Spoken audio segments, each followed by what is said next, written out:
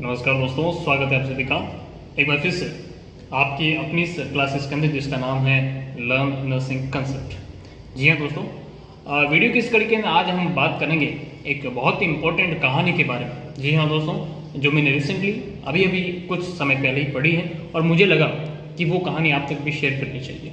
कहानी बहुत प्रेरणादायक है और हर किसी के जीवन के अंदर इसका मूल्य बहुत इंपॉर्टेंट है। शायद आज हम कंपटीशन के दौर के अंदर हैं, चाहे आप किसी भी फील्ड के अंदर हो, तो हम कोशिश को रिगार्डिंग बहुत सारी चीज़ें करते हैं अपने लक्ष्य को पाने के लिए। तो उसी के रिगार्डिंग ये कहानी जो है मुझे बहुत ही प्रिय है और मुझे अच्छी लगी, तो मुझे लगा कि आप तक शेयर करनी चाहिए। तो कहानी का शीर्षक है दोस्तों अंतिम प्रयास। कहानी का शीर्षक है अंतिम प्रयास। एक समय की बात है दोस्तों, किसी एक राज्य के अंदर एक महान राजा बड़ी खुशहाली से राज किया करते थे और वो राज्य बड़ा खुशहाल था। आराम से लोग खुश थे, राजा भी बड़ा खुश था। एक दिन हुआ यूं कि उस राज्य के अंदर एक विदेशी आगंतुक आया, एक कोई बाहर से गेस्ट आया राजा से मिलने के लिए। और वो राजा को जब मिला तो उसने एक राजा को एक बहुत ही कीमती चमकीला बहुत ही बड़ा पत्थर उस राजा को गिफ्ट में दिया। राजा को वो पत्थर जो है बहुत अच्छा लगा और पत्थर जब अच्छा लगा तो राजा ने इसका ये डिसीजन लिया कि इस पत्थर से हम भगवान विष्णु की एक मूर्ति बनाने का विचार करेंगे और हमारे राज्य मंदिर में जो है एक भगवान विष्णु की मूर्ति लगाएंगे उसी पत्थर से। तो राजा की इच्छा के अनुरूप उसने वो जो काम था अपने राज्य मंत्री को सौंप दिया। और राज्य मंत्री को जब काम सौंपा तो राज्य मंत्री ने क्या किया कि उस इलाके के सबसे बेस्ट और सबसे होनहार मूर्तिकार को वो काम उसने सौंप दिया कि भाई आपको है 7 दिन के भीतर विदिन 7 डेज आपको वो मूर्ति बनाकर हमारे राजमहल में वापस डिलीवर करनी है। ऐसा उसका आदेश था और राजा का भी ये आदेश था। मूर्तिकार ने बड़ा खुश हुआ और राज्य मंत्री ने कहा अगर आप 7 दिन के अंदर ये बढ़िया सी मूर्ति बना देंगे तो आपको 50 स्वर्ण मुद्राएं आपको गिफ्ट में दी जाएगी। कितनी? 50 स्वर्ण मुद्राएं। मूर्तिकार बड़ा खुश हुआ और उसने अपने सारे जो इक्विपमेंट्स हैं वो लेकर मूर्ति बनाने का काम स्टार्ट कर दिया। और उसने अपने सारे जो इक्विपमेंट्स निकाले और इक्विपमेंट्स के अंदर उसने एक छेनी निकाली, हथौड़ा निकाला, जो भी उसके औजार थे वो सब निकाले और उस मूर्तिकार ने मूर्ति बनाने का काम प्रारंभ कर दिया। जब मूर्ति बनाने का काम उसने प्रारंभ किया तो उसने अपने हथौड़े से उस पत्थर पर वार करना चालू किया। क्या किया? वार करना चालू किया। वो मूर्तिकार जैसे तैसे उस पर वार तक करता गया, लेकिन वो पत्थर टस से मस नहीं हुआ। कितने ही उसने वार किए लेकिन वो पत्थर जैसा था वैसा ही रहा।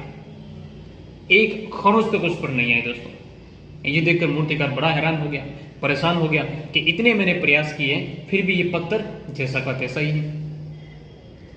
मूर्तिकार ने 10 प्रयास किए, 20 प्रयास किए, 35 प्रयास, 40 प्रयास, 45 प्रयास, 50 बार उसने प्रयास किए, लेकिन वो पत्थर नहीं टूटा, मतलब नहीं टूटा। ये देखकर मूर्तिकार बड़ा हैरान हुआ, परेशान हुआ और उसने ये डिसीजन लिया कि इस पत्थर से मूर्ति हमसे बन ही नहीं सकती। और उस पत्थर को लेकर वापस राजमहल पहुंचा और महामंत्री को बोला कि सर आपका जो ये पत्थर है इससे मूर्ति बनाना नामुमकिन है, इट्स वेरी इम्पॉसिबल, क्योंकि ये पत्थर कभी भी नहीं टूट सकता।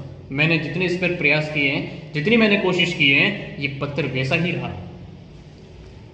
वो जो महामंत्री थे, राजा के जो राजमंत्री थे, वो भी बड़े परेशान होकर इतना कुशल मूर्तिकार भी ये बोल रहा है, अब क्या किया जाए? क्योंकि राजा को तो डिसाइड जो टाइम था उसके अंदर मूर्ति बना के देनी थी। तो अब मंत्री परेशान हुए और उसने वो जो काम है उस महामंत्री ने बोला कि चलो ठीक है, आपसे नहीं हुआ तो हम किसी और से ट्राई करेंगे।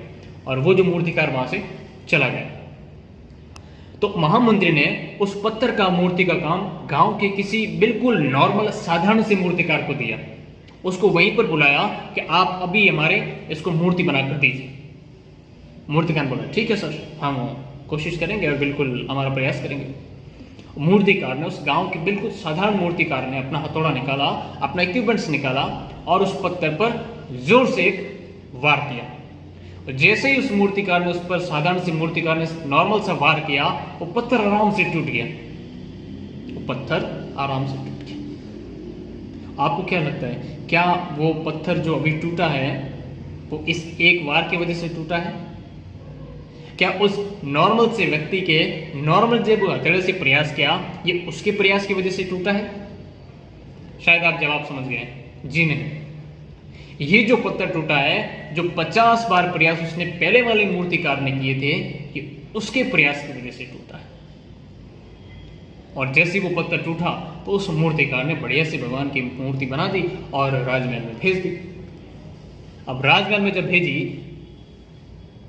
तो राजा बड़ा खुश हुआ, और जो महामंत्री थे उसने ये मन मन में सोचा कि यार काश पहले वाले बेस्ट मूर्तिकार ने भी एक प्रयास और किया होता तो आज वो 50 स्वर्ण मुद्राओं का हकदार होता। जी हाँ दोस्तों, कहानी बहुत छोटी है लेकिन सीख बहुत बड़ी देखी जाती है। हमारी जिंदगी में भी कभी कभार, रोजमर्रा की जिंदगी में ऐसे मोमेंट्स, ऐसे इवेंट्स या ऐसी मुसीबतें, ऐसी चुनौती हमारे सामने रोज आती है और हम उनसे रोज दो चार होते रहते हैं, रोज कहीं ना कहीं रूबरू होते हैं। और या तो हम क्या करते हैं, किसी भी प्रॉब्लम्स के आने से पहले या किसी भी सॉल्यूशन मिलने से पहले ही अपना प्रयास छोड़ देते हैं। हम कंपटीशन एग्जाम्स की बात करते हैं, कितनी बार एग्जाम्स देते हैं, कितनी बार प्रयास करते हैं, लेकिन जब हमारा सिलेक्शन कहीं नहीं होता है, हम सफल नहीं होते हैं, तो हम हमारा प्रयास छोड़ देते हैं, क्योंकि हम ये सोच लेते हैं कि हम अभी सफल नहीं हो सकते।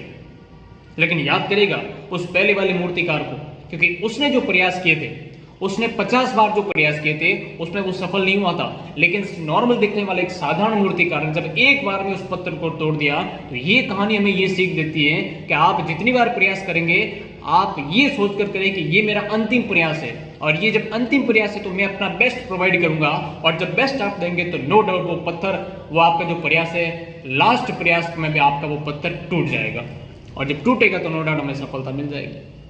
यही हमारे साथ होता है। जितनी बार एग्जाम देते हैं, हो सकता है सिलेक्शन नहीं होता हो सकता है कामयाबी हाथ नहीं लगती हो, लेकिन आप ये सोचें कि ये मेरा अंतिम प्रयास है, और मेरे 50 बार मेहनत करने के बाद में भी अगर मेरे सफलता हाथ नहीं लगी है तो नो डाउट एक बार मैं कोशिश और करके देखता हूँ। तो जब मैं एक बार अंतिम बार प्रयास करूंगा तो शायद मुझे सफलता मिलेगी, और ये डेफिनेटली मिलकर रहेगी, क्योंकि हीरा मिलने से पहले हम वहां पर खुदाई छोड़ देते हैं। हमें सफलता मिलने से पहले ही हम अपने मैदान से क्विट कर जाते हैं। याद रखिएगा, आप जीतने की उम्मीद रेस में तभी कर सकते हैं जब आप उस रेस का हिस्सा बनेंगे। आप बाहर बैठकर तालियां बजाते रहेंगे तो आप कभी भी खुद को जीतने की उम्मीद नहीं कर सकते। जीतने वाले जो दौड़ते रहते हैं। तो कहानी बहुत छोटी थी, ये सीख बहुत बड़ी देखी जाती है। जिंदगी में जब भी ऐसी कोई प्रॉब्लम्स आती हैं तो हमें एक मन से एक विश्वास और आना चाहिए कि एक बार और एक अंतिम प्रयास जरूर किया जाए, जो उस मूर्तिकार ने करने से पहले छोड़ दिया था। अगर वो अंतिम प्रयास और करता तो हो सकता कि वो भी 50 स्वर्ण मुद्रा का हकदार होता, और हम भी कहीं ना कहीं एक छोटी मोटी कामयाबी के लिए लाइफ में भागते रहते हैं, जिंदगी पर दौड़ते रहते हैं। तो उसी दौड़ के लिए, उसी विजय के लिए आज जरूर अपन एक सबक लेंगे कि कुछ भी हो जाए जिंदगी में, कैसे भी मुसीबत आ जाए, हम प्रयास करना कभी भी नहीं छोड़ेंगे। और किसी ने खूब कहा है कि लहरों से डरकर नौका पार नहीं होती, और कोशिश करने वालों की हार नहीं होती। नन्ही चींटी जब दाना लेकर चढ़ती है, चढ़ती दीवारों पर 100 बार फिसलती है। मन का विश्वास रगों में साहस भरता है, चढ़कर गिरना, गिरकर चढ़ना कभी नहीं करता है। आखिर उसकी मेहनत बेकार नहीं होती। कोशिश करने वालों की कभी हार नहीं होती। तो कोशिश करते रहें, और जिस दिन आपकी कोशिश कामयाब होगी, आप खुद को ये कह सकते हैं, जिस दिन मेरा तीर चलेगा सब बाधाएं चीर चलेगा। जिस दिन मेरा तीर चलेगा सब बाधाएं चीर चलेगा। उम्मीदों की शुष्क धरा से, उम्मीदों की शुष्क धरा से तब विजय का नीर चलेगा, तब विजय का नीर चलेगा। उम्मीद करता हूँ आपको ये छोटी सी कहानी अच्छी लगी होगी और पसंद आई होगी। इसको जरूर अपनी लाइफ में इंप्लीमेंट कीजिएगा। सीखते रहें, हंसते रहे और मस्त रहे, जुड़े रहे, लगे रहें अपने प्रयास में, अपनी और अपने माता पिता के ड्रीम्स को अचीव करने के लिए। Thank you so much. हमसे जुड़ने के लिए आपका प्रेम पूर्वक धन्यवाद।